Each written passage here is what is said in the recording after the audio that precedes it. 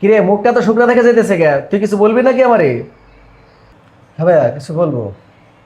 একটা কাজ করি ভাইয়া, আমি না হয় চলে যাই। কেন, কি সমস্যা? তুই চলে যাবি কেন? কি বলিস এগুলা তুই?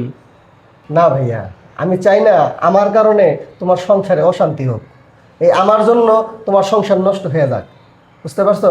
আমি চাই না আমার জন্য ভাবি অশান্তিতে থাক,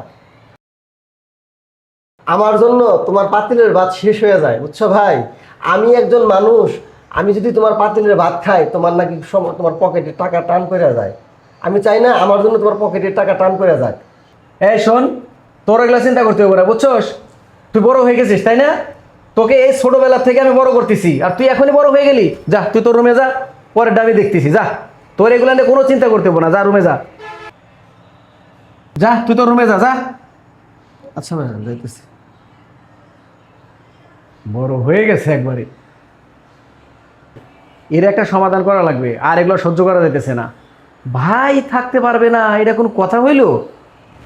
এখনই আমি ওকে ডাকতেছি, এই মিষ্টি, এই এদিকে আসো তো। কি হয়েছে? এত ডাকাডাকি করতেছো কে? কি হয়েছে? বাড়িতে কি ডাকাত পড়ছে? তোমার মতো বউ যে বাড়িতে থাকে সে বাড়িতে আবার ডাকাত পড়া লাগে নাকি? তুমি আমার বাইরে কি বলছো? খাওয়া দিয়ে খোটা দিছো কেন আমার বাইরে? ঠিকই তো বলতেছি। বৈশা বৈশা যে দিলে এই টাকাগুলো কোথা থেকে আসে? হ্যাঁ, এক পয়সা তো কামাই করে না তোমার ভাই। আর খাওয়ার শুন তো আগে আগে। তোমার তো আরে সেই হুশ গান নাই। দামড়ার মতন ছেড়া হয়েছে, খালি খাইতেই থাকে সারাদিন।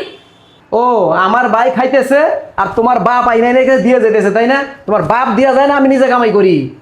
আমার বাবা এনে দিব কে লেগা? হ্যাঁ, তুমি কামাই করতেছো, আমি খামো, আমার আত্মীয় স্বজন খাইবো, তোমার ভাই খাইবো কে লেগা? হ্যাঁ, বাহ বাহ বাহ, এই দিনটার অপেক্ষাতেই আমি ছিলাম।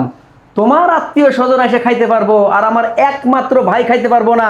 দেশটা কি মগের মূল্য হয়ে গেছে নাকি? হ্যাঁ, শোনো, আমার ভাই যেহেতু এই বাড়িতে ভাত খাইতে পারবো না, তোমার বাড়ির একটা লোকও যেন আমার এই বাড়ির একটা দানাও না স্পর্শ করে, বুঝতে পারছো? তোমার বাড়ির কোনো আত্মীয় স্বজন আমার বাড়িতে আসতে পারবে না। একবার টোটালে তাদের জন্য দরজা বন্ধ আজকের থেকে, কথাটা যেন মনে থাকে। আসলে দুষ্টা আমারই, বুঝছো? তোমার ভাইরে আমি আপন করে নিতে পারি নাই। আসলেই তো আমার আত্মীয় স্বজন সবাই এসে তো আমাদের বাসায় খায়, তুমি তো আজ পর্যন্ত একটা কথাও বললা না যে এত আত্মীয় স্বজন 2 দিন পর পর কোথা থেকে আসে। ভুলটা আমারই হয়েছে যে তোমার ভাইকে আমি আপন করে নিতে পারি নাই। তুমি যে তোমার নিজের ভুল বুঝতে পারছো তার জন্য তোমাকে অনেক ধন্যবাদ। আজকালকার মেয়েরা, বুঝছো, শ্বশুর বাড়ির আত্মীয় স্বজনদেরকে দেখতেই পারে না, শুধু তার নিজের বাপের বাড়ি ভাই বোন আত্মীয় স্বজন এগুলো নিয়েই ব্যস্ত থাকে। ঠিক আছে, আজকের পরে যেন আমি আর এরকম কখনো না শুনি। আজকের থেকে ও তোমার ছোট ভাই, আর ছোট ভাই মনে করে তুমি ওকে দেখবা।